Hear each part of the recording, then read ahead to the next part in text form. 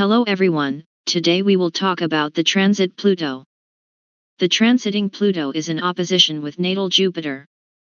The way the transiting Pluto behaves in opposition with natal Jupiter depends on the position of the natal Jupiter.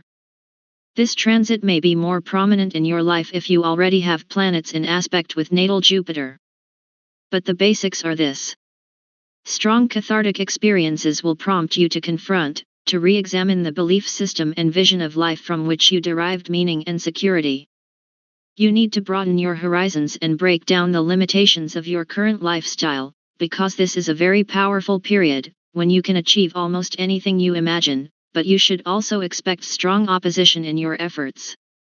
The view of what you want from life, what you are willing to do to get it, and the values you want to express are changing, but you will have a lot of strength to try to implement the ideal of what the world should be like.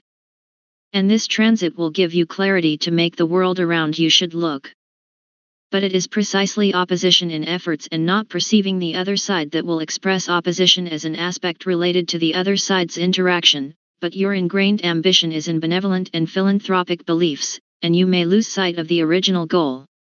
When that happens, your life and your situation become too restrictive and closed. Although you will have very high optimism and self-confidence, and have enough physical energy and endurance to bring your efforts to an end, but if you continue solely with your own interests in mind, other people will offer strong resistance to your projects. That is, if you have been strongly attached and identified with a particular philosophical or spiritual system, you can strongly resist both external and internal incentives to reject old beliefs.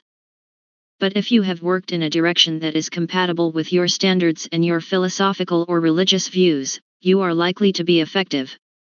However, the negative effect of this transit is that it can cause both arrogance and an effort to change things by force and without listening to the opinions of others. Especially because you seem to dominate with arrogance. And so, you become seduced by power for the sake of power, losing sight of your broader agenda to be of some use to society. In any case, very often there is some kind of contradiction you have to face, whether it is a feeling of being trapped in the circumstances, or that people are too simple, narrow, and mediocre.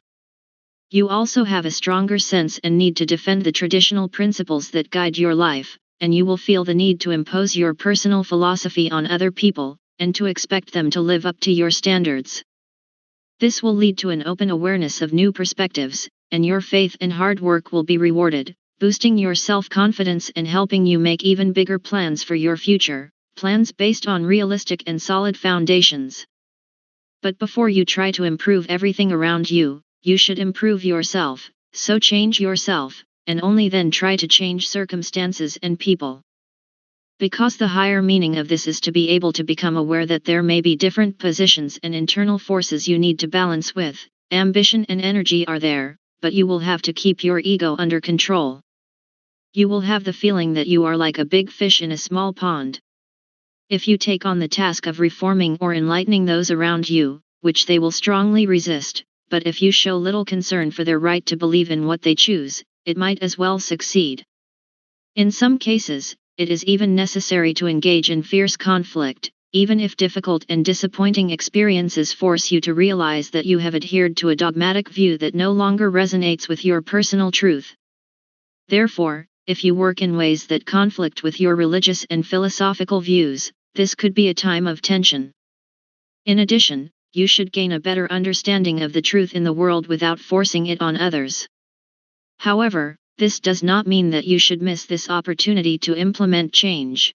The positive effect is that you can completely change your social environment, but your beliefs about your work, your circle of friends, neighborhoods, and almost every aspect of your life can become polarized at the extremes and limited. Events around you will show you if your opinions are correct, but they can also reveal where there are flaws in your thinking. In contrast, immersing yourself in the philosophical or spiritual line of thought, in which you have already been interested, changing the direction of your life or your values becomes necessary, in order to cope with your growing sense of frustration. But while you are trying to improve yourself, you should not try to prevent others from doing it themselves. If you meet a person who can introduce you to a completely different philosophical circle, do it, regardless of other people, and don't forget to listen to others.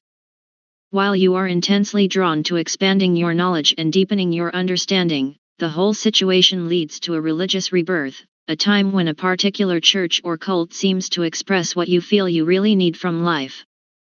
But there are also duties and responsibilities that hang over you, and you desperately want more freedom.